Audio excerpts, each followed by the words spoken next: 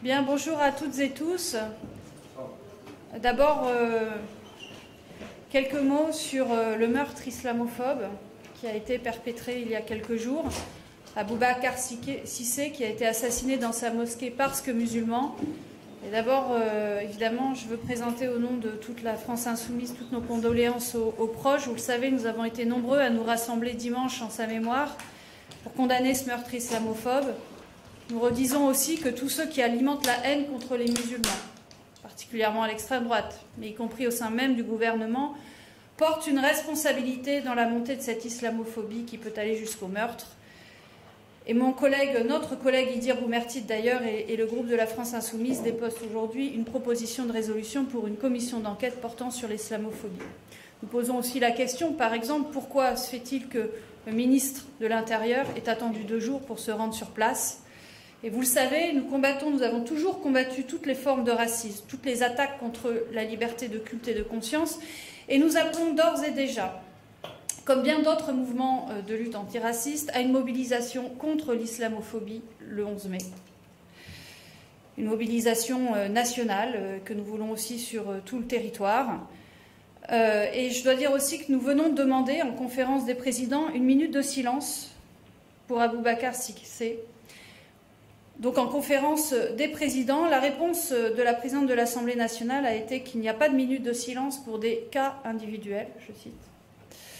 Évidemment, nous considérons que ce n'est pas un cas individuel, mais un fait politique, puisqu'il s'agit d'un acte et d'un meurtre islamophobe, dans un contexte de montée des actes racistes, et que c'était et c'est de notre devoir de montrer notre unité et notre solidarité nationale, particulièrement au sein de l'Assemblée nationale.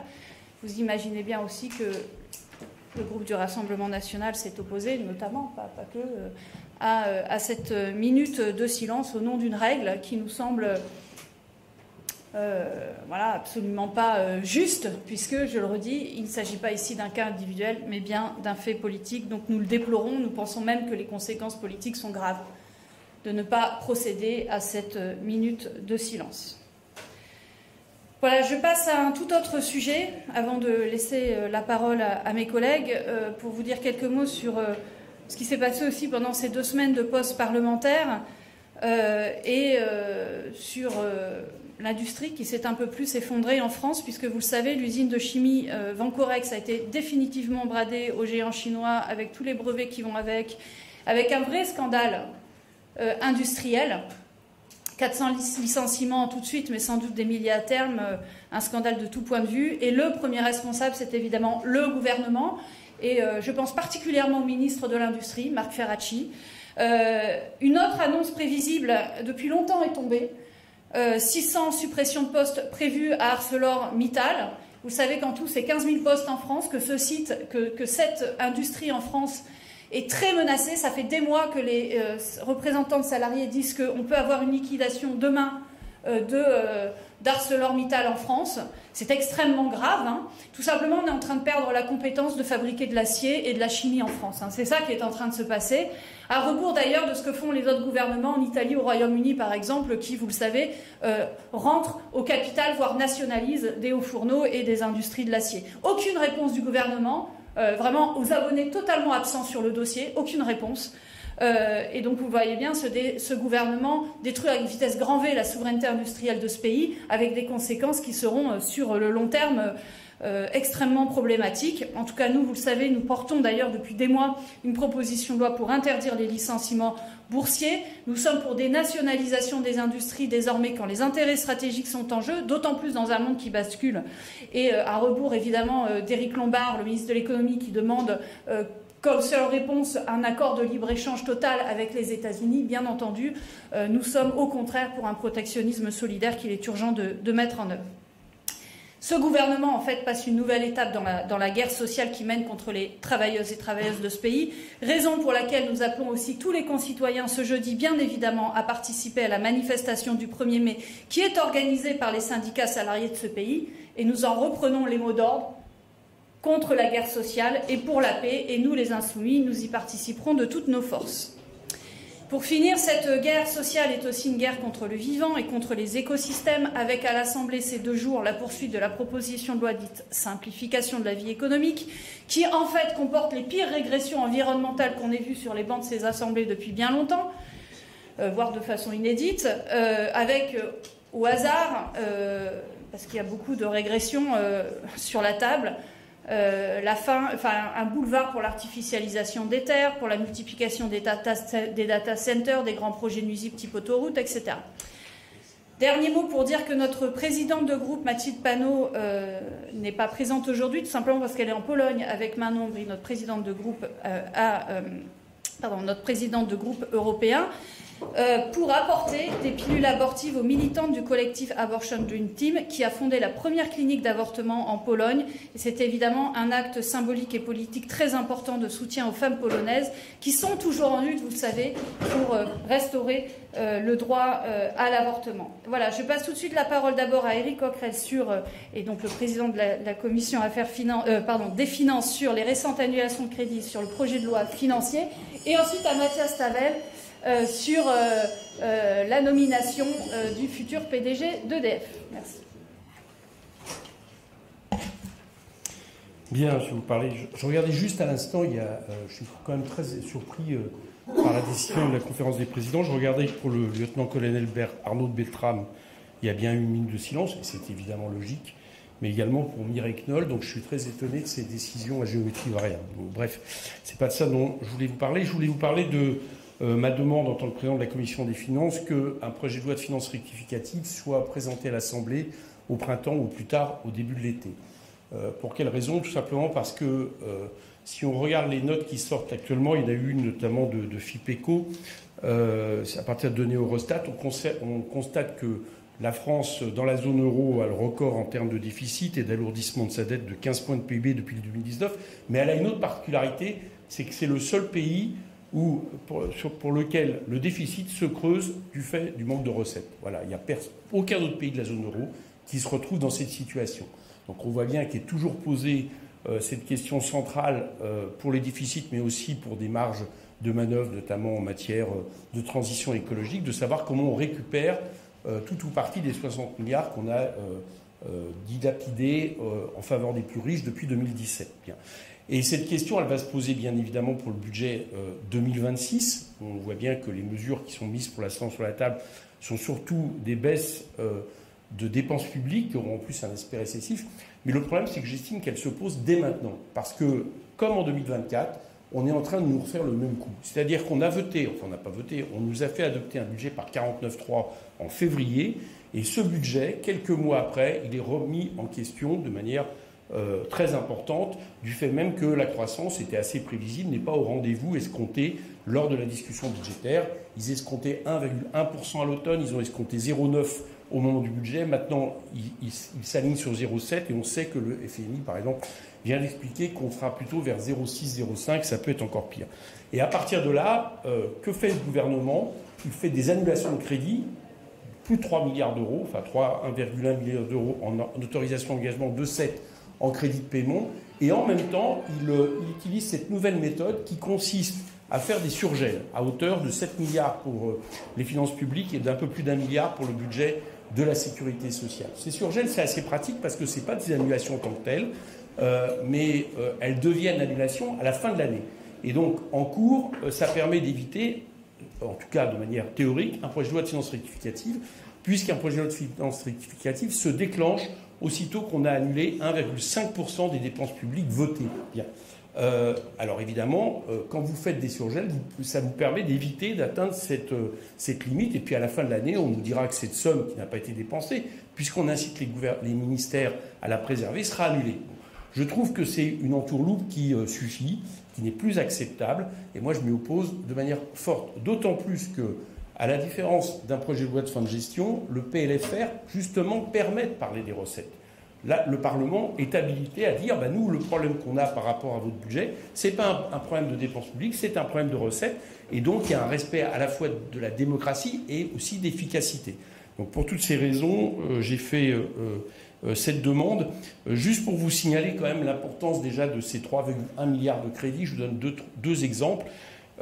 C'est quand même une baisse pour le ministère du Budget de l'écologie et du développement de 241,6 millions d'euros, ce qui fait que ce budget a été en tout amputé de 20% en euros constants par rapport à 2024.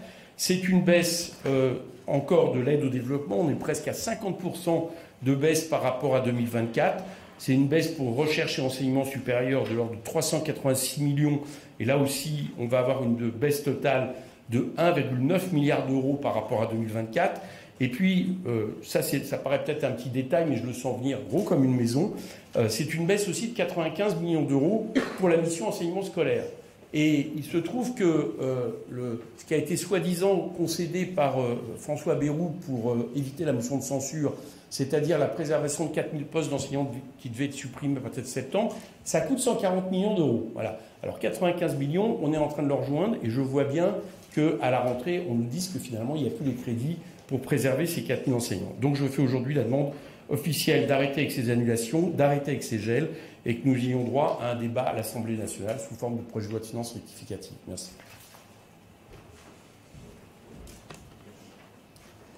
Bonjour à toutes et à tous. Finalement, la question énergétique, elle est très en phase avec ce que vient de dire Éric Coquerel, c'est-à-dire un gouvernement qui cherche à imposer des choix sans vote, en contournant le Parlement, parce qu'il a peur de la démocratie et parce qu'il se sait minoritaire. On en a eu un nouvel exemple hier avec ce bavardage sur la politique énergétique pendant 4 heures, avec ce débat sans vote à l'initiative du gouvernement, mais alors que tous les groupes parlementaires, ou presque, et notamment tous les groupes de l'opposition, demandaient un vote sur une loi énergie-climat qui aurait dû arriver il y a 2 ans. Le gouvernement nous fait perdre du temps, beaucoup de temps précieux, notamment pour les filières des énergies renouvelables, qui attendent avec impatience que les objectifs de développement des énergies renouvelables dont le pays a besoin soient traduits en appel d'offres, en planification, en objectifs pour notre sécurité d'approvisionnement électrique. Ce que M. Bayrou a fait hier est très grave. Et je veux lancer une alerte. Ce que M. Bayrou a dit hier en mettant le pied sur la pédale du frein des énergies renouvelables, c'est clairement que la France risquait de manquer d'électricité dans les 10 ou 15 ans qui viennent. Parce que ce n'est pas le nouveau nucléaire qui permettra à la France d'avoir de l'électricité avant au mieux 2038, si ce nouveau nucléaire voit un jour le jour, et si les délais sont respectés, ce dont il est largement permis de douter quand on voit ce qu'il en est pour l'EPR de Flamanville. L'urgence, c'est la sobriété, l'électrification de tous les usages, chauffage, transport, etc., et la production massive d'énergie renouvelable. Et ça n'est pas la proposition de loi de M. Grémillet qui nous est promise comme une compensation pour le mois de juin qui permet de répondre à ça. C'est une très mauvaise base de départ. C'est un piège, c'est une volonté d'enfoncer un nouveau coup dans le dos des énergies renouvelables et bien sûr, nous nous y opposerons. L'audition de M. Fontana comme nouveau président d'EDF proposé par M. Macron, elle prend évidemment place dans ce contexte et ce n'est pas seulement l'audition d'une personne, c'est l'audition d'une feuille de route. Une feuille de route qui pour nous a tous les traits d'une équation impossible pour EDF, équation impossible d'un point de vue énergétique, où on nous demande en gros de transformer EDF en électricité nucléaire de France, peut-être en France nucléaire. Et on voit que ce que M. Bayrou a dit hier sur les renouvelables se retrouve beaucoup dans la parole du nouveau futur potentiel PDG d'EDF, pour qui les renouvelables doivent être la variable d'ajustement et toute la priorité doit être donnée au nucléaire et notamment au nouveau nucléaire. Ça n'est pas conforme à l'intérêt du pays, ça n'est pas non plus conforme à l'intérêt d'EDF. Et c'est la deuxième partie de cette équation infernale qui est une équation financière impossible.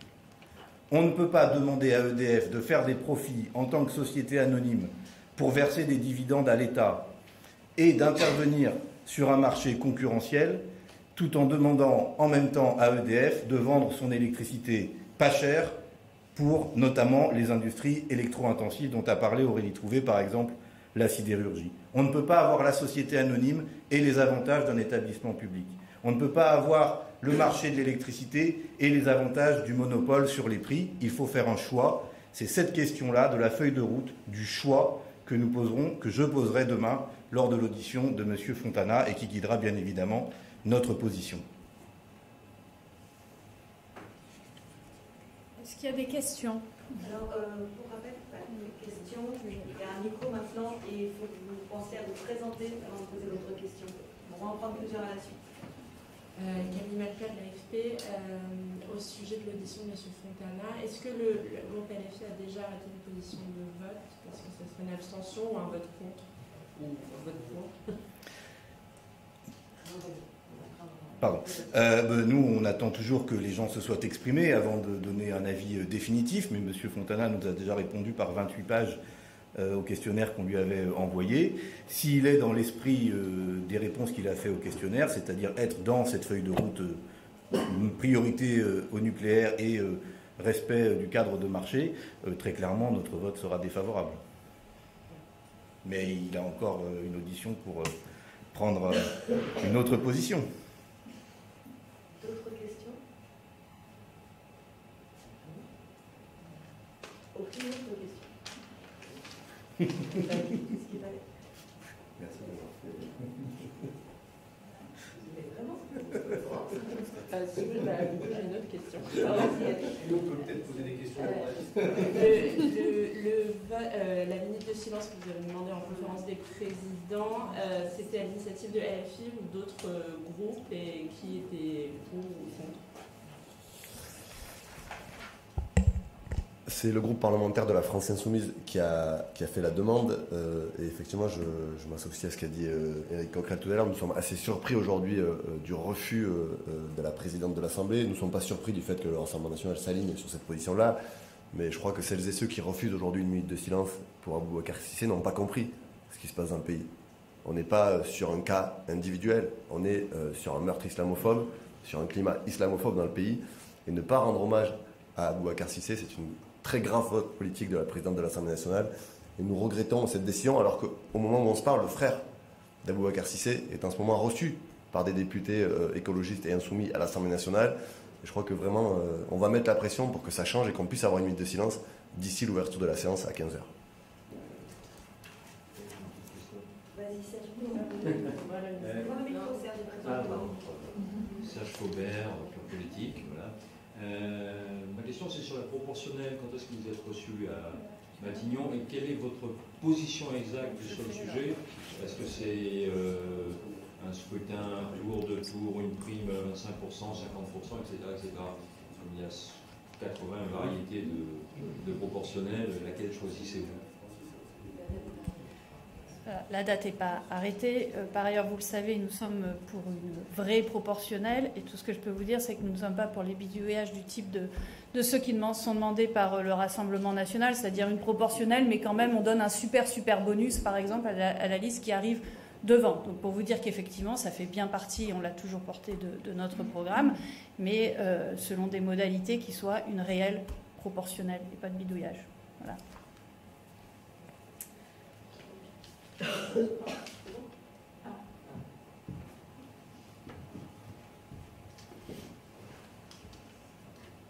Bonjour, Romain Desec, France Info Radio. Il y a pas mal de ponts en ce mois de mai. Le gouvernement souhaite faire travailler les députés, notamment ce vendredi. Ça a été évoqué normalement en conférence des présidents. Voilà, est-ce que vous y êtes favorable? Je suis arrivé en retard, peut-être que vous l'avez déjà évoqué. Mais... Non, moi je voulais juste... Ça me fait juste faire remarquer qu'il y a école vendredi. Les écoles ne font pas le pont, les gamins vont en classe, etc. Donc si on nous dit de venir vendredi, on viendra vendredi. C'est pas notre problème. Le groupe parlementaire de la France Insoumise a toujours répondu présent dans l'hémicycle à chaque fois qu'il y avait des textes qui étaient discutés. Ce qui n'est pas le cas depuis plusieurs semaines, et ils n'ont pas attendu les ponts, des groupes du socle commun de François Bayrou et de ses amis. Narcotrafic, ça s'est fait avec... la gauche de l'hémicycle et le RN et quelques macronistes pour faire la bascule dans un sens ou dans l'autre.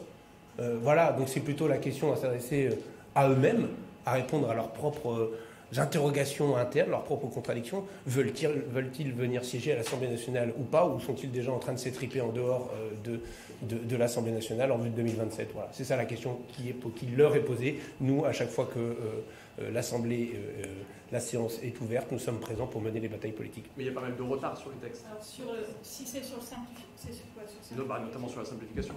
Sur simplification, ils ont demandé, effectivement, le gouvernement, d'abord, vous savez qu'on est en semaine de contrôle. Ils sont en train de nous manger la semaine de contrôle, d'accord ?